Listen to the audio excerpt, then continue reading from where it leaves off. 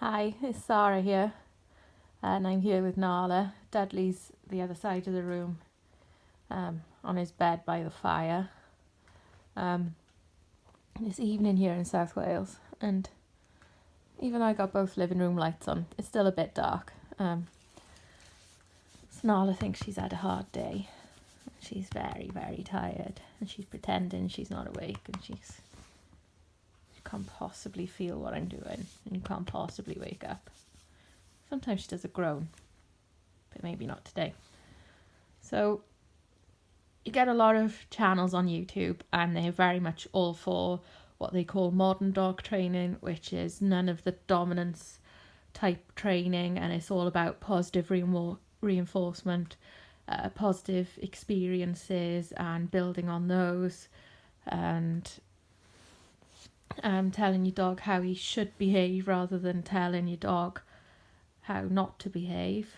And then you get the dominance type of trainers who are all about, dominance. They sort of get their dogs into submissive posture, as they call it, and very much call themselves pack leaders and say they treat and train their dogs as though they're part of a wolf pack.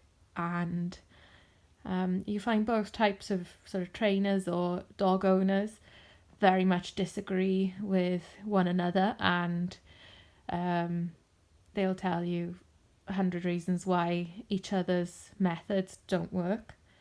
And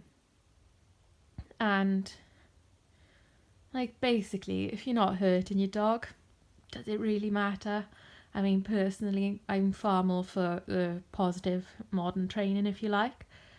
But equally, I'm not afraid to tell my dog off. For example, I got horses, and the horse is a big, dangerous animal that could kill one of my dogs. I don't want that to happen. And also, my dogs could kill my horse. They could cause an accident, which the horse could break its leg. They could bite a tendon that the horse can't recover from.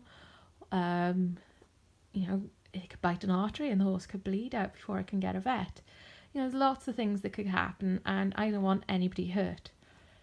And I train my horses in very much the same way. It's all very positive, unless their behaviour is dangerous to me, others, other animals, and then they will get told off. I mean, I don't beat my animals, and I never would. I mean, most of the time I just raise my voice or growl, like when you deepen your tone, you do like a growly voice. Often that's all I need to do to the horses or the dogs, and then instantly they kind of go, oh no, I've just done wrong, and they back off. So like, for me, I'd say I'm somewhere in the middle of the old-fashioned, in air quotes, natural way, which goes back to pack life, and the modern trainers who are all about positive experiences. So, if my dogs, I think both of them at some point in their lives have tried to chase a horse, well, they got shouted at for doing that, and if they didn't stop, then I'd catch them and I'd give them like one slap, just like that, on their bums, just so they knew that wasn't behaviour I thought was acceptable. And if my horses go to chase my dogs, for example, because it does happen the other way around, then the horse will get told off, and often just me raising my voice, the horses actually listen better than dogs, as a general rule, just FYI. And so, yeah, I try and be, and then when I'm teaching them tricks, when they're giving me behaviour I want, they get treats. When they just behave in a way I like, they'll get treats and, rewarded. So I just like that. I much prefer that style. I mean, I've never put either one of my dogs into a submissive posture, and I never will. I just don't like it. It's just not me. And I don't feel I need to. I do dressage with my horses, and that's all about building and creating a partnership with your horse. And there's no way I could have that same partnership if I dominated my horse.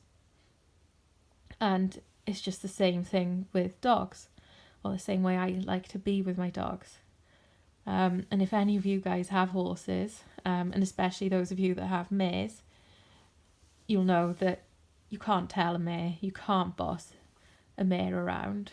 You very much got to have them on side, and let's face it, whose side would you be on? Somebody who's being lovely to you, or somebody who's bossing you around and domineering you? So yeah, that's very much the way I do things. I'm not saying my way is the right way, but I don't like the us versus them thing between like the modern dog trainers and the more old-fashioned type, or the dominance type. I don't really know what they call themselves, but I very much know if somebody's calling themselves a modern dog trainer, then they use positive reinforcement. And then, I watch this channel, and I'm not going to name the channel, but she has a pack of dogs, and she's all about the wolf pack theory and treating her dogs as a pack and all this. And in all of her videos, every single one, she corrects her dogs constantly. She's continually monitoring their behaviour and constantly correcting their behaviour. So to me, it's clear the dogs haven't learned how to behave. They've just learned to stop doing what they're doing when she corrects the behaviour.